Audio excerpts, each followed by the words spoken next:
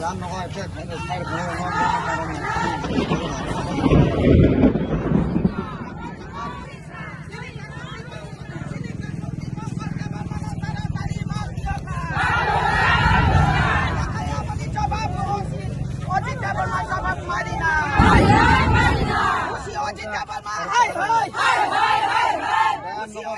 থেকে দুইজন নিরহ আমাদের তীব্রমথার কর্মীকে অ্যারেস্ট করা হয়েছে। সুনির্দিষ্ট কোন ওয়ারেন্ট ছিল না।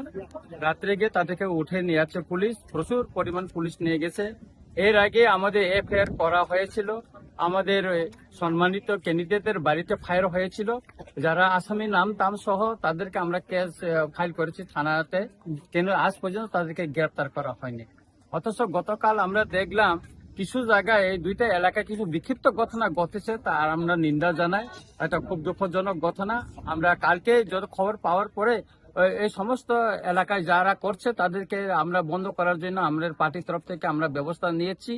কিন্তু দেখা গেল পুলিশ প্রশাসন এটাকে উত্তপ্ত করার জন্য আরো বেশি গতকাল থেকে তারা সচেতন হয়েছে। বিশেষ করে কালকে এখানে একজন মন্ত্রী, বিধায়করা এবং বিজেপি নেতৃবৃন্দ এখানে ঘোরাঘুরি করেছেন, তারপর থেকে পুলিশ এখানে সক্রিয় হয়েছেন। কিন্তু আমাদের যারা আমরা কেস করেছি, আমাদের তীব্রামথার উপর যতজন এই পর্যন্ত অ্যাটাক হয়েছে তাদেরকে কাউকে এই পর্যন্ত অ্যারেস্ট করা হয়নি। তা পুলিশ প্রশাসন সম্পূর্ণ এখানে নিরপেক্ষ না থেকে পক্ষপাতিত্ব করছে।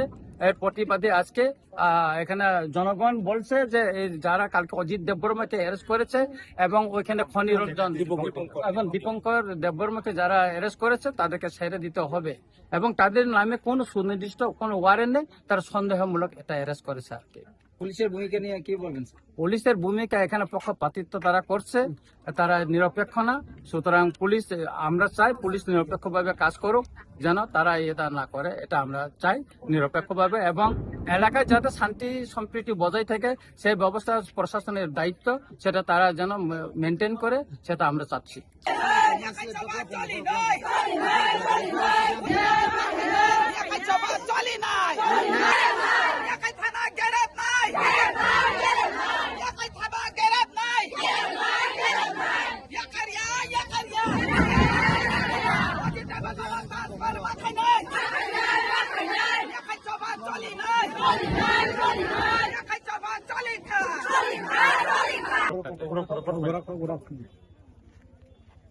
Tamni bagi sararo asam